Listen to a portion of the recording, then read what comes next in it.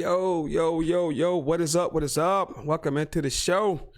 You already know what it is, baby. It's Sentell, the hottest sports podcast in the South, the best damn sports podcast, period. Right here on our Overreaction Monday. I want to thank you guys for tuning in, joining me. We have so much to get into in the world of sports. It is just unbelievable. You know who I am, a.k.a. Mr. Load It Off, a.k.a. the one-man dynasty, the sensational Sentell Whiteman.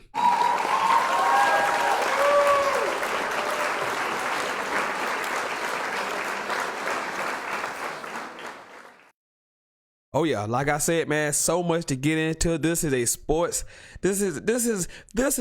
fan's dream. You know, we lost sports for 6 months or so, about 6 months. So with that, we lost all the sports, but the only good thing about it is that you get, when they come back, they all decide to come back at the same time. So we've had the NBA, the MLB, we had hockey, we had golf, we had tennis, we got college football, we had the NFL, all kind of going on simultaneously, which is just beyond great. It's beyond wonderful. So much to talk about in the world of sports.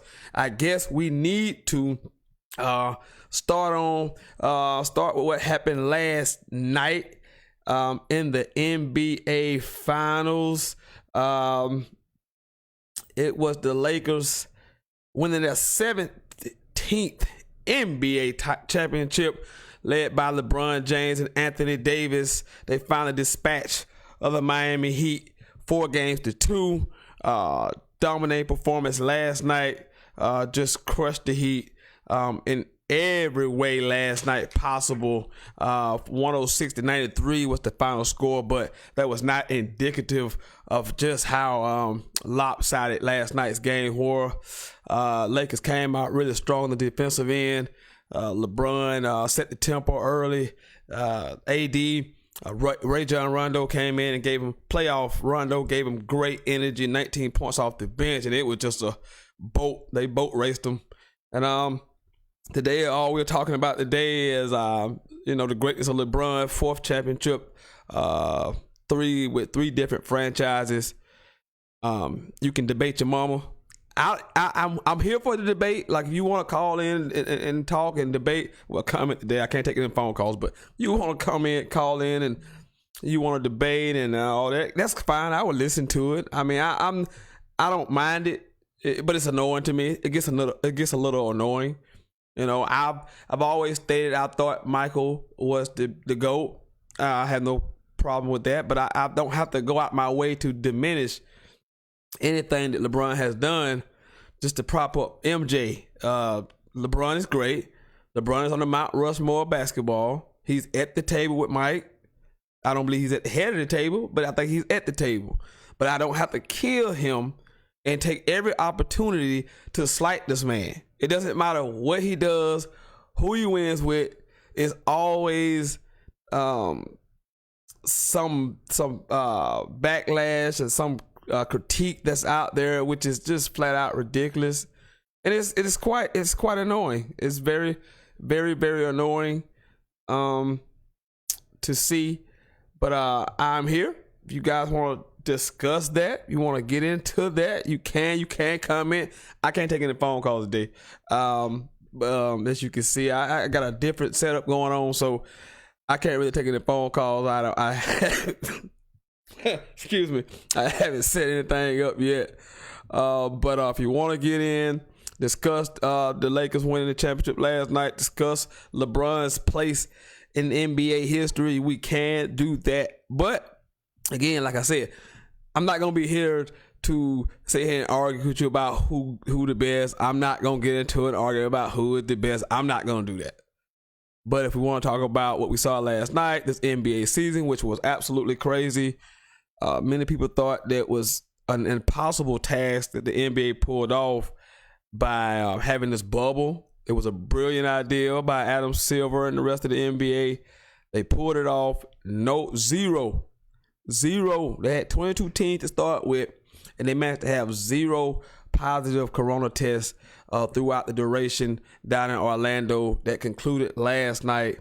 with the championship being won by the Lakers, man. Again, LeBron finished last night with 28, 10 assists, 14 rebounds. Just another ho-hum day for the King.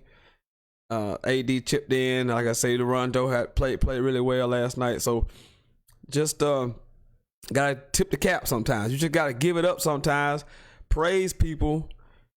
Give them their flowers while they're here. And I think we should be giving LeBron his flowers while he's here and praising him. Give him all his adulations. Not all this slightness and backhanded compliments. I don't want to see backhanded compliments. I don't want to hear backhanded compliments. It's always, he did this X, Y, and Z, but he did this X, Y, and Z, but I don't want to hear that. I don't want to hear that today. I don't want to hear that from you people. Just give that man his flowers. The man is great.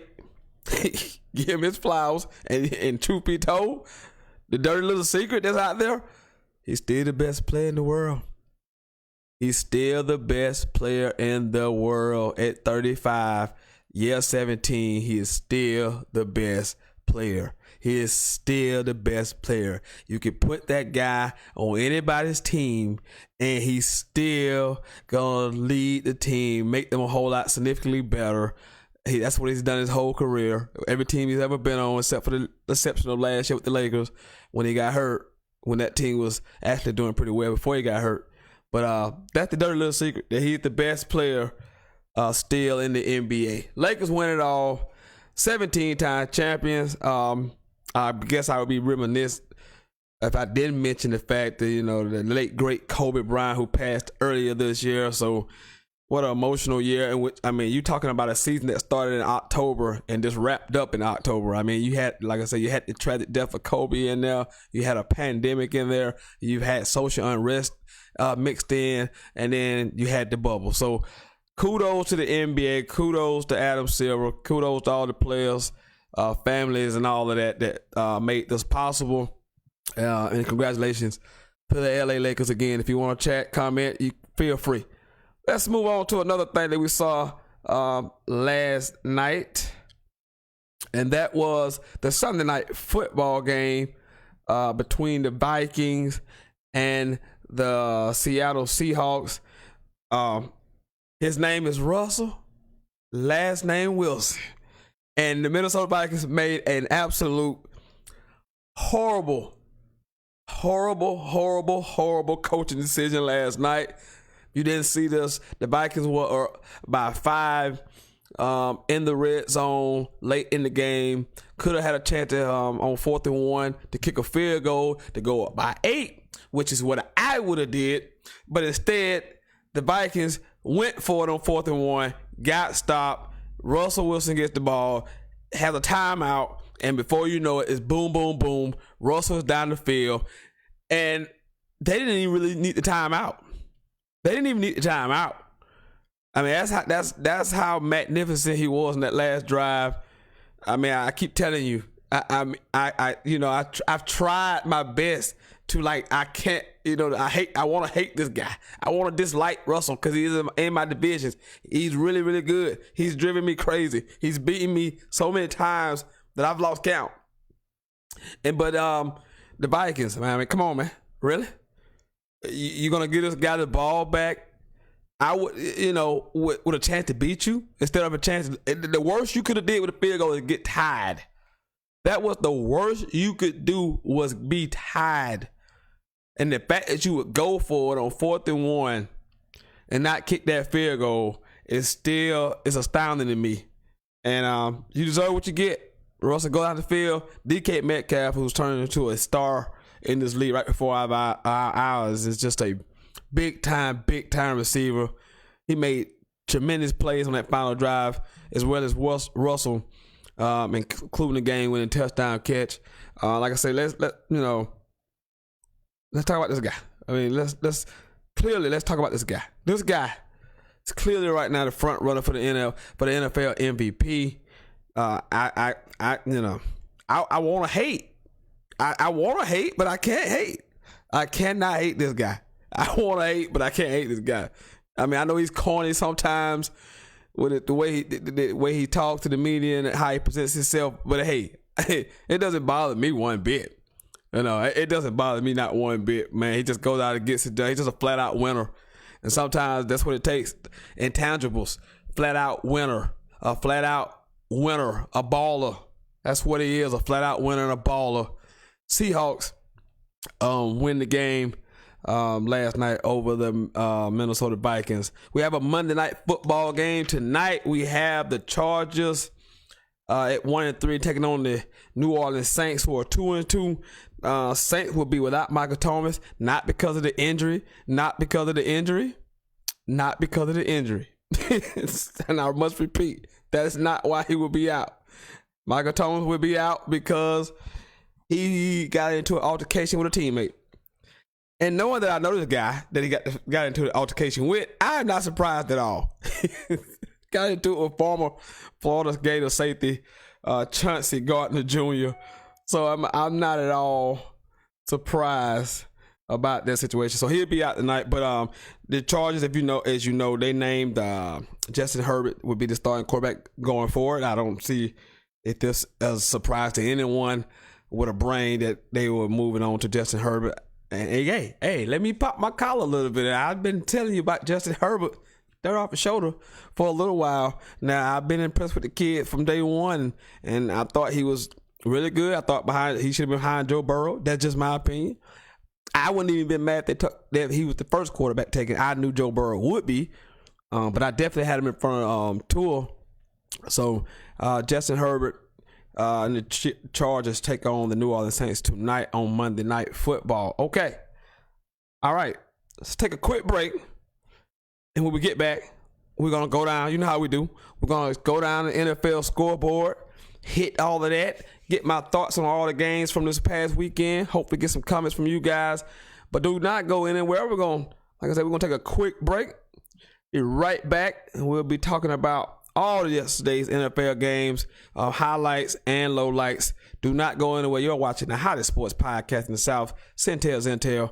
I'll be right back.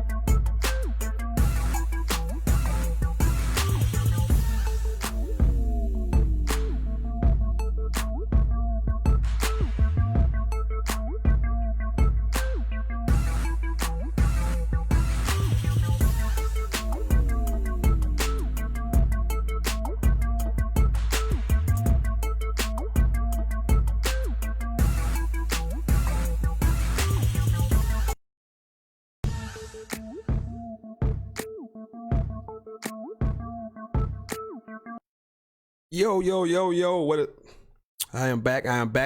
What is up? I just mentioned the fact we just talked about the NBA Finals last night in that first segment. Talked about last night's Sunday night NFL football game. Russell Wilson was brilliant. Talked about the brilliance of LeBron.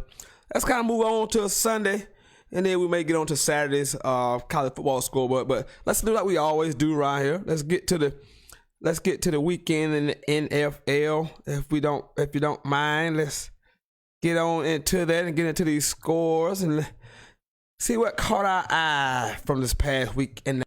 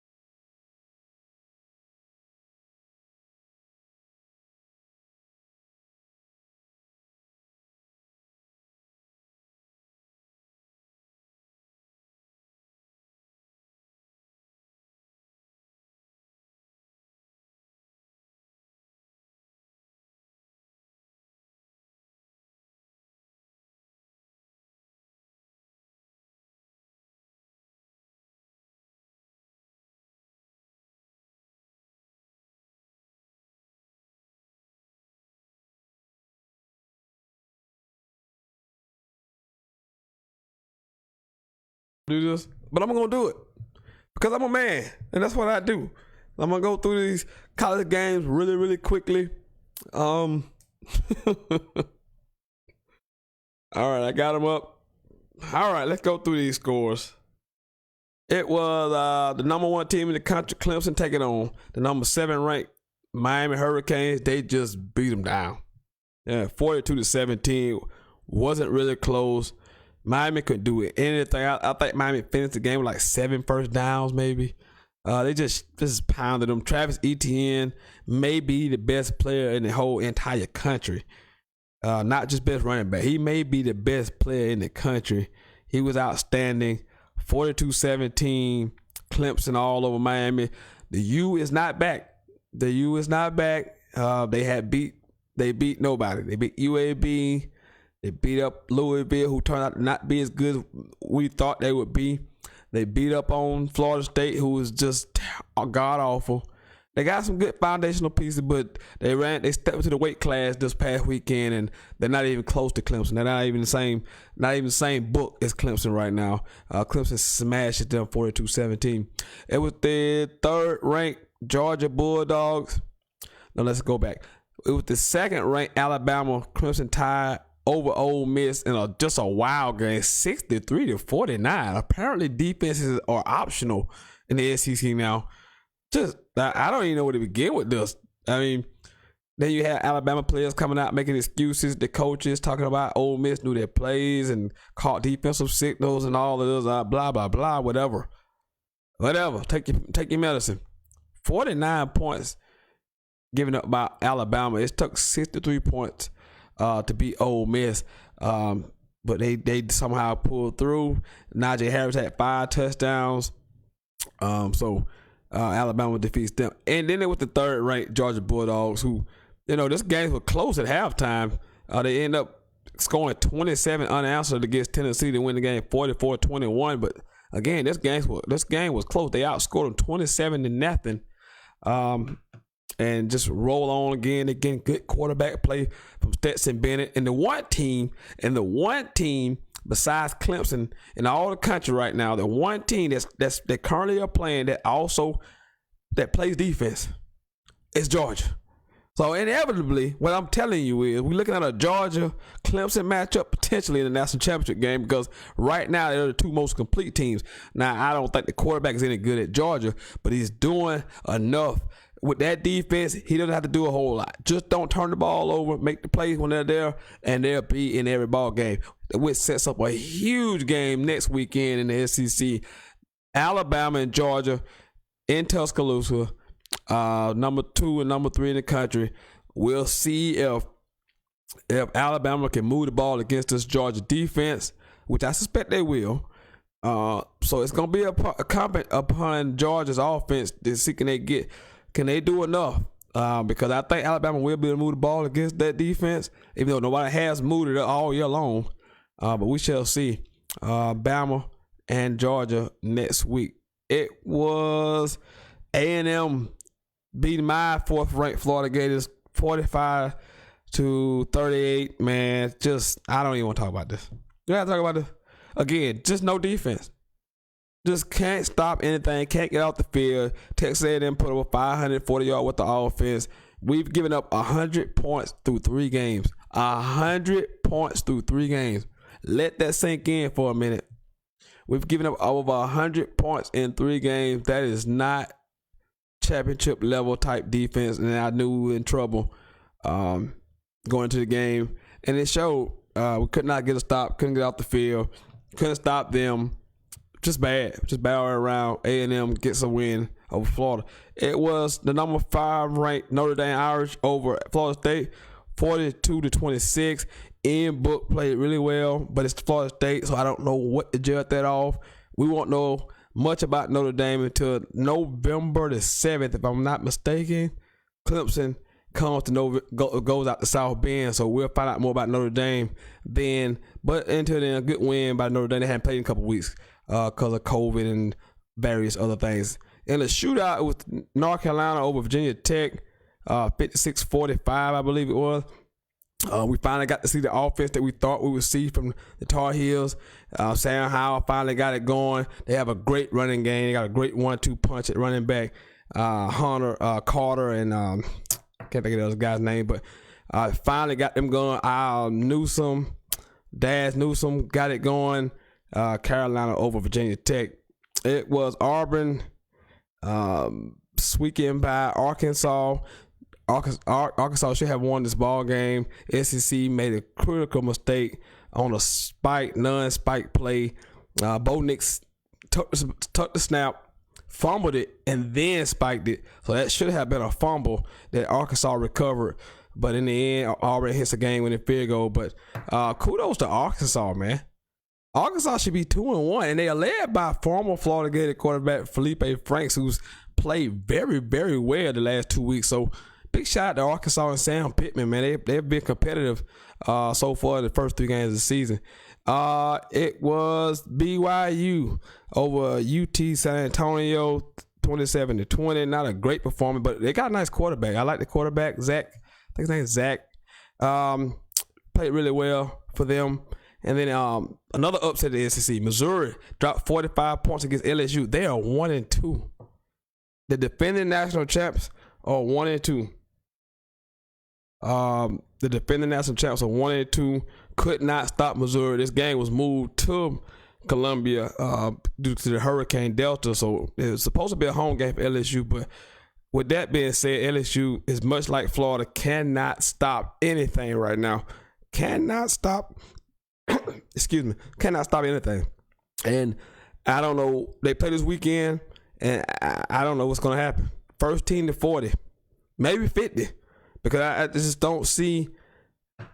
I don't see any changes coming. And if you look at both these team defensive coordinators, look at LSU, Bo Pelini, I think time has passed them by. Stubborn, old, antiquated systems that refuse to make changes, and you got to make adjustments, man. You can't just be stubborn and say, I'm going to stick with the same game plan when you see it's not working. Same with Todd Grantham. I mean, there's something schematically wrong with the Florida Gators defense. I think there's talent over there. Now, they're small up front, so they can't be bullied. But the mislapses and the miscommunication in the secondary, and I mean, it's a lot of things going on that back end that needs to get fixed. I'm looking forward to that game this weekend, but man, another opportunity to see this defense right itself. What a just wasting an elite offense right now.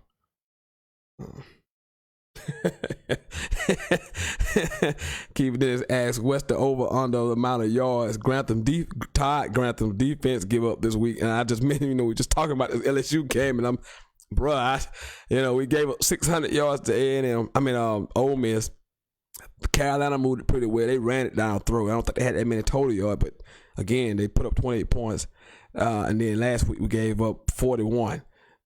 And that's 500 yards. So let's just kind of round it. Let's just put that in the middle. Okay, let's say 625, 545. They're gonna get at least 450. Over under. Let's put the over under at 450. Let's put the under over at 450. I'll put the over under at 450. I'll take the under. I'll take the under. Because at some point, either they're going to get the under this week or somebody's getting fired next week. This is unacceptable. This is completely unacceptable that Florida's defense is this bad. It's unacceptable. In another game, shootout to have been expected. Texas lost to Oklahoma. So you got Texas. You got Texas at 2-2. Oklahoma's at 2-2. What a mess the Big 12 is. Now I like Oklahoma State, but they're not playing. They don't play this week. Iowa State has looked well after that, since the first week in the season when they lost. So I guess it's gonna come down to Oklahoma State and Iowa State. I'm missing somebody in that conference. Is somebody else undefeated that I'm missing? What is Baylor? No, I don't think so. But what a mess. Oklahoma and Texas are. Big 12 is a mess. The Big 10 will be back on the 24th with that 8-game schedule. We'll see what Ohio State look like. Right now, I think Clemson and Georgia are the most complete teams in the country. Not saying Georgia's going to beat Alabama this week, but when I say complete, The ability to actually get off the field on third down, the ability to stop people, the ability to know that if you need to stop defensively, you can get it. And right now, nobody else I mentioned on this board against a quality team can get a stop against anybody. Not even Bama.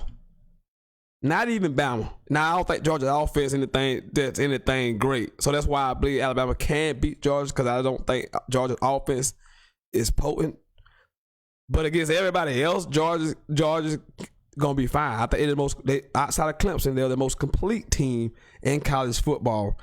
But it'll be an interesting game this weekend with Bama and Georgia in Tuscaloosa. So that was your top 25 from college football this past weekend. The Gamecocks, for local flavor, they did beat Vanderbilt 41-7. Man, the Harris kid at running back is turned out to be a gem, a hell of a find. What a good ball player he's turned out to be. He had an 85-yard TD run Saturday. He's been really, really good for them. That's one of the games I thought they would win. They would beat Vanderbilt. I thought they would beat Missouri, and maybe Kentucky. But that schedule's gonna get a lot. That schedule's gonna keep getting harder and harder for Carolina. So good win for them. What more can I say? If you want to get in with some comments, go ahead. I can hit the phone calls this week. I wish I could. I'll figure it out before next time. Hopefully we can take some phone calls on this new setup that we have. Man, we talked at the beginning of the program about LeBron obviously winning his 4th championship. Puts him at 4-6. Puts him at 4-6 lifetime.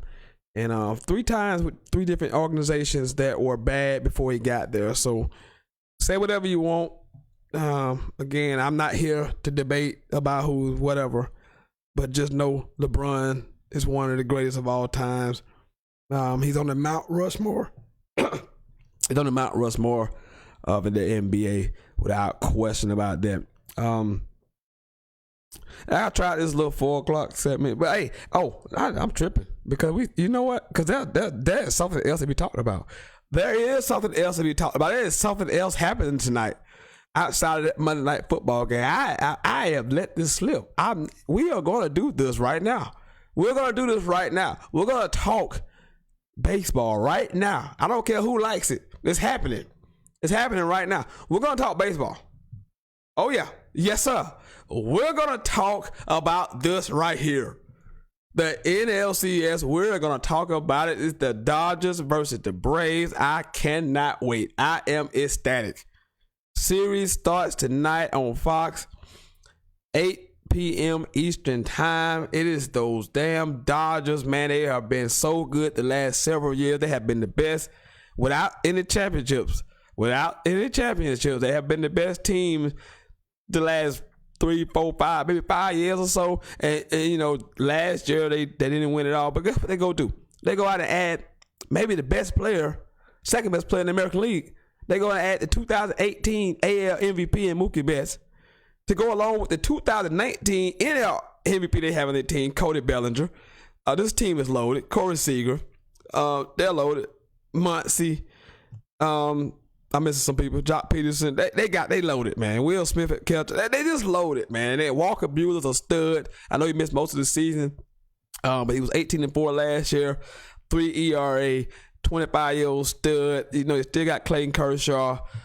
But hey, if the Braves can start in pitching, can continue to pitch the way they pitch, I think we have a shot. Because I think we can match them offensively. But I think they just, on paper, their pitching is better. Starting pitching is better on paper.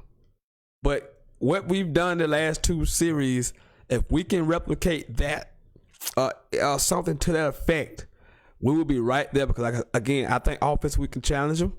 I think our bullpen is good enough. Now, I don't trust my closer. I've never trust my closer, but they have closer issues.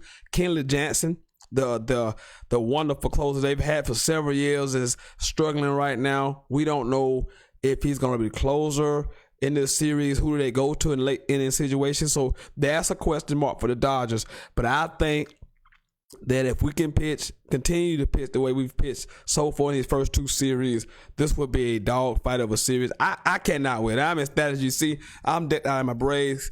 I got my Cunha jersey on, and I'm ready to see this series. I actually was at the Braves and Dodgers game last year when they played a great regular season ball game, and it was full of energy that night in the stadium. What a great game that was, and I'm just looking forward to it. I can't wait. The night on Fox. Speaking of the ALCS, I'm sorry, the Tampa Bay Rays defeated the Astros last night in the series 2-1 to take a 1-0 lead. They are currently playing right now on TBS. I don't have a score. Don't have a score for you people. But Tampa, the hockey team won the Stanley Cup. Now they got a potential baseball team who got a chance to make it to the World Series. So lots going on in the 8-1-3. A lot of action down there in Tampa, Florida right now. But I'm looking forward to some baseball. I tell you people, I'm looking forward to the NLCS. I cannot wait. That's why I came on a little early, because I want to make sure that I was in my game mode later on for the series. I want to be sitting there. I want to be having to worry about anything. So I came on earlier today than I normally would. I like this time. But it helps that I ain't have to work today. But I like this time. Next time, again, try to work out the kinks, figure out, how to get some phone calls on this thing, the way we got it set up right now. But man, great show today. Talked a lot about LeBron, about Russell Wilson, of course the NFL from yesterday, and we got a game tonight. May have a game tomorrow night as well. I think the Titans supposed to play tomorrow against the Patriots. We will see. They got all kind of corona issues going on. I think it's the Titans and the Patriots right now are kind of similar to what happened to the Miami Marlins and St. Louis Cardinals in baseball. And the NFL got a way to get through just like the MLB found a way to get through their missteps and their outbreak that they had during the season with corona. But again, kudos to the NBA, Adam Silver and all those guys for getting through the NBA season without any zero positive corona tests. And they were guys been down there since June, if I'm not mistaken, June, July, somewhere around there. And 3 months or so, and no corona tests, no coronavirus positive tests. Great job by the NBA. Man, I'm loving it right now. It's so much going on. College football, NFL, MLB playoffs. Man, we're going to have the Masters next month. It's just crazy. It's bananas. Hopefully we can get back to some normalcy in the near future, and so we can get the fans back in the stands. I do miss seeing the fans in the stands, but the game is the game. Yeah, it's still between those white lines, though. And on the court, on the field, whatever. It's still about defeating your opponent at the end of the day. All right, I want to thank, apparently, I don't know how many tuned in. Everybody who tuned in today and watched this Sentell. We're going to do it again here soon. I'm going to start trying to get back to having shows on a little bit more of a regular basis. But thank you guys for tuning in. Enjoy the NFL tonight. Enjoy the MLB if you're watching it today. Definitely tune into the NLCS tonight. It's going to be really, really great and a fun series. Looking forward to the baseball playoffs. So, for everyone here at the Sentell, the sensational Sentell Wideman, a.k.a. Mr. No Days Off, a.k.a. the One Man Dynasty, I want to thank you guys again for tuning in. Thank you for tuning in. I will see you guys. We'll see you guys Thursday. Let's do a Thursday show. I'll see you guys Thursday. I'm out, baby.